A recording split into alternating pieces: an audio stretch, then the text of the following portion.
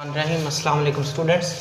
10th class बेटा आपके biology के चैप्टर नंबर 13 का लेक्चर नंबर 3 है और बोन के बारे में है। बोन की सबसे पहले डेफिनेशन आपने करनी है कि bone is the hardest connective tissue in the body. ये तारीफ है इसकी, bone is the hardest connective tissue in the body के बोन जिस्म के अंदर पाया जाने वाला सख्त तरीन कनेक्टिव टिश्यू है। जिस्म के अंदर पाया जाने वाला सख्त तरीन कनेक्टिव टिश्यू बोन कहलाता है। Hardest connective tissue in the body is called bone. Bone not only move, support and protect the various parts of the body but also produce red and white blood cells and store mineral. ये किसका काम बताया गया बेटा? Bone का, कि हड्डियाँ ना सिर्फ हमें मूव कराती हैं, ना सिर्फ हमें सपोर्ट सहारा देती हैं, ना सिर्फ हमारी प्रोटेक्शन यानी कि हिफाजत करती हैं, बल्कि also produce red and white blood cells. कि हड्डियां जो होती हैं वो रेड ब्लड सेल और वाइट ब्लड सेल बनाती हैं। और पांचवा काम स्टोर द मिनरल। सो आपसे पूछा जाएगा define bone, write the function of the bones. तो 5 काम हैं। Bone help us to move, bone help us to bone support us, bone protect our internal organ and bone produces red and white blood cell and bone store mineral. So देख लें इसको। Bone is the hardest connective tissue in the body. Bones not only move, support and protect the various parts of the body but also produce red and white blood cell and store mineral. जिस्म का सबसे सख्त तरीन connective tissue bone कहलाता है। हड्डियाँ ना सिर्फ हमें हरकत, सहारा और हिफाजत देती हैं बल्कि हड्डियाँ रेड और वाइट ब्लड सेल्स भी बनाती हैं और मिनरल को क्या करती हैं? ज़ख़ीरा भी करती हैं, मादनियात को, मिनरल को स्टोर भी करती हैं। अब बोन की 2 हम लेयर्स पढ़ेंगे, 2 तह पढ़ेंगे। एक तो होती है कम्पैक्ट बोन बेटा, दूसरी होती है स्पॉन्जी बोन। तो सबसे पहले कम्पैक्ट बोन की बात करते हैं। ये 2 इंपॉर्टेंट शॉर्ट क्वेश्चंस हैं कि the hard outer layer of the bone, ये एक तो हार्ड होती है, आउटर लेयर होती है बोन की, and it is called compact bone. The hard outer layer of the bone is called compact bone. हड्डियों की बैरूनी सख्त तह को कम्पैक्ट बोन कहा जाता है। हड्डियों की बैरूनी सख्त तह को कम्पैक्ट बोन कहा जाता है। ये डायग्राम भी देख लें बेटा, ये बोन की डायग्राम है। सो जो आउटर लेयर होती है बोन की वो क्या होती है? हार्ड होती है। उसी hard outer layer of bone को आप क्या कहते हो? कम्पैक्ट बोन कहते हो, आउटर लेयर। ठीक हो गया। So the hard outer layer of the bone is called compact bone. ये आपने देखा। स्पॉन्जी बोन की बात करते हैं। द इंटीरियर, इंटीरियर कहते हैं अंदरूनी हिस्सा या अंदरूनी बोन, अंदर वाली चीज़ें। Interior of the bone is soft and porous. Bone का अंदरूनी हिस्सा नरम और मसामदार होता है। नरम, सॉफ्ट, नरम, पोरस मतलब मसामदार, यानी कि उसमें क्या होते हैं? सुराख होते हैं। ठीक है। बोन का अंदरूनी हिस्सा नरम और मसामदार होता है। It is called spongy bone. इसको आप स्पॉन्जी बोन कहते हो। Spongy bone contain blood vessels. Spongy bone जो होती हैं उसमें क्या होती हैं? ब्लड वेसल्स होती हैं एंड बोन मैरो, और उसमें बोन मैरो भी होता है। सो ये देखें, ये कौन सी बोन है? स्पॉन्जी बोन है। अंदर वाली बोन क्या होती है? Spongy bone. तो ये बोन का कौन सा हिस्सा है? इंटीरियर पार्ट है, बोन का अंदरूनी हिस्सा है।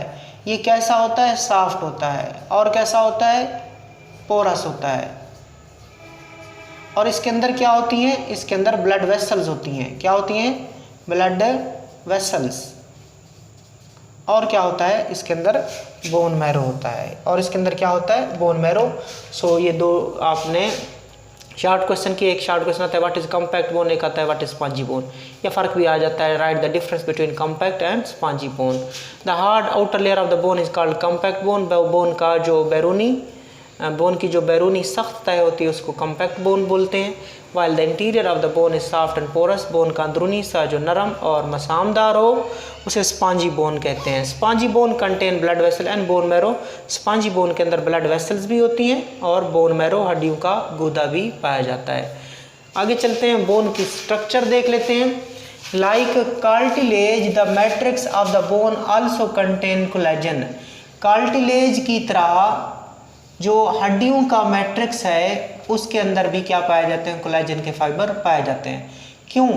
क्योंकि बोन और कार्टिलेज दोनों कनेक्टिव टिश्यू हैं और कनेक्टिव टिश्यू के अंदर कोलेजन होता है, कनेक्टिव टिश्यू के अंदर कोलेजन होता है, लिहाजा कार्टिलेज की तरह हड्डियों के मैट्रिक्स में भी कोलेजन फाइबर पाए जाते हैं। But it also contain the mineral, इसके अलावा यहाँ पे मिनरल भी होते हैं। बोन के मैट्रिक्स में एक तो कोलेजन है, इसके अलावा बोन के मैट्रिक्स में मिनरल मादनियात पाई जाती हैं। कौन सी? Calcium and phosphates, calcium and phosphate, these are the mineral, they are also present in the matrix of the bone. We know that cartilage contain single type of cell, हम जानते हैं जो cartilage है उसमें एक ही किस्म का सेल था। कार्टिलेज में आपने एक ही किस्म का सेल पढ़ा था और आपने उस एक ही किस्म के सेल को नाम दिया था कॉन्ड्रोसाइट का। On the other hand the bone contain different type of cells, कितने डिफरेंट? 3 डिफरेंट। बोन के अंदर 3 किस्म के सेल्स होते हैं, बोन के अंदर 3 किस्म के सेल, कार्टिलेज में 1 किस्म का सेल। टाइप की अगर बात करें तो बोन के सेल 3 टाइप के होते हैं, कार्टिलेज के सेल 1 टाइप के होते हैं और कार्टिलेज के एक ही टाइप के सेल को आप कॉन्ड्रोसाइट कहते हो। जबकि बोन के अंदर कितनी टाइप के सेल होते हैं? 3 किस्म के। The mature bone cell are called osteocyte, और जो बालिग हड्डियों के सेल होते हैं उनको ऑस्टियोसाइट कहते हैं। बाकी 2 और भी होते हैं, उनमें से एक ऑस्टियोब्लास्ट होता है और एक ऑस्टियोसाइट होता है। ठीक हो गया? सो मैं लिख देता हूँ कि आपके लिए ज़रूरी नहीं है, लेकिन आपको पता हो कि बोन के अंदर कितनी किस्म के सेल हैं? 3 काइंड के सेल्स होते हैं। 3 kinds of cells are present in the bone. First of all osteocyte, दूसरा ऑस्टियोब्लास्ट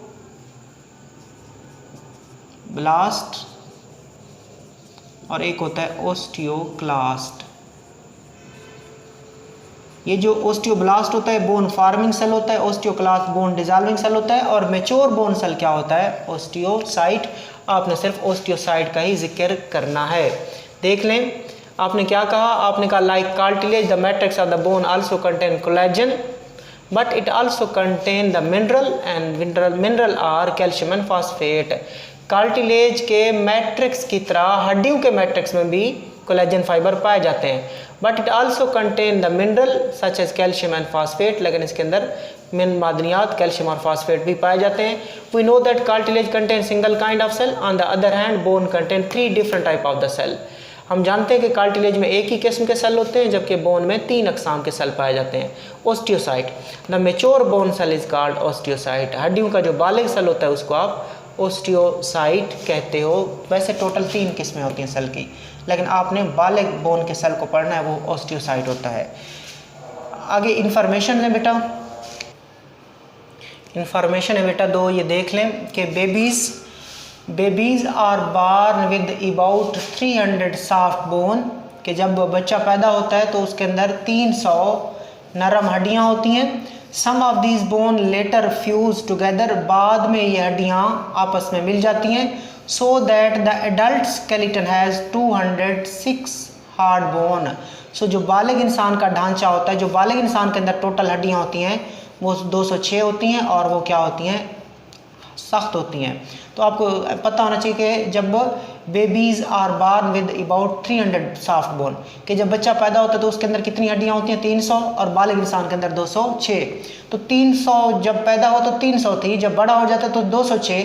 वजह क्या है? क्योंकि बहुत सारी छोटी छोटी हड्डियाँ मिलकर एक एक हड्डियाँ बना देती हैं। इस तरह 300 पहले होती हैं, बाद में कितनी बन जाती हैं? 206। Babies are born with about 300 soft bone, some of these bone later fuse together so that the adult skeleton has 206 bone hard bone. कि जब बच्चा पैदा होता है तो उसके अंदर 300 नरम हड्डियाँ होती हैं, बाद में ये छोटी छोटी नरम हड्डियाँ आपस में मिल जाती हैं। सो जो बालिग इंसान का ढांचा होता है उसके अंदर 206 हड्डियाँ होती हैं जो कि सख्त होती हैं।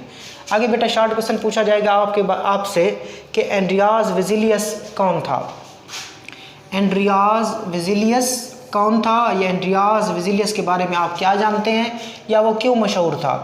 बेटा ये 1514 में पैदा हुए थे, 1564 में वफ़ात पाई। And he is honoured for the developing modern anatomical studies. इसको एंड्रियास वेजिलियस को ये एजाज़ हासिल है कि इसने जो क्या किए मॉडर्न एनाटॉमिकल स्टडीज़ हैं वो डेवलप की। जो जदीद एनाटमी की जो स्टडी है उसको इसने क्या किया, डेवलप किया। एनाटॉमिकल स्टडीज़ का मतलब क्या होता है बेटा, अंदरूनी साख्तों का मुताला, अंदरूनी anatomy study of internal structure. So he is honoured for developing modern anatomical studies. इसको एजाज़ हासिल है कि इसने मॉडर्न एनाटॉमिकल स्टडीज़ को डेवलप किया, मुतारफ़ कराया या बनाया। Vesalius was born in Brussels Belgium. ये ब्रसल्स में पैदा हुआ जो कि कहाँ पे है, बेल्जियम के अंदर है। So Vesalius was born in Brussels in Belgium. He made many discoveries in anatomy. इसने एनाटमी के अंदर बहुत सारी डिस्कवरीज की, बहुत सारी दरियाफ्तें की। Based on the studies made by dissection of the human dead bodies. तो इसने एनाटमी के अंदर बहुत सारी डिस्कवरीज की, और उन डिस्कवरीज की जो बुनियाद थी वो किसके ऊपर थी, डाइसेक्टिंग या dissection of human dead bodies. जो इंसान मर जाते थे ये उनकी क्या करता था, डाइसेक्शन करता था। उन इंसान के जो जिस्म होते थे मुर्दा, ये उनकी चीर फाड़ करता था, और चीर फाड़ करने के बाद तो इसने इंसान की जो अंदरूनी साख्त है उनके अंदर बहुत सारी क्या की, डिस्कवरीज की। His book contained the most accurate depiction of the whole skeleton and the muscle of the human body। इसने एक किताब लिखी, उस किताब के अंदर मोस्ट एक्यूरेट डिपिक्शंस मौजूद हैं, यानी कि बिल्कुल ठीक ठाक जो डिपिक्शंस हैं, डिस्क्रिप्शंस हैं, डायग्राम्स हैं वो मौजूद हैं। किसके, होल स्केलेटल सिस्टम के, इंसान के पूरे स्केलेटन के, and the muscle of the human body, इंसान के पूरे मसल्स के। सो ये एंड्रियास वेजिलियस के बारे में था। सो ये आज आपका टॉपिक कवर हुआ, बोन, और फिर आपने कुछ इन्फॉर्मेशन भी देखी। अल्लाह हाफ़िज़।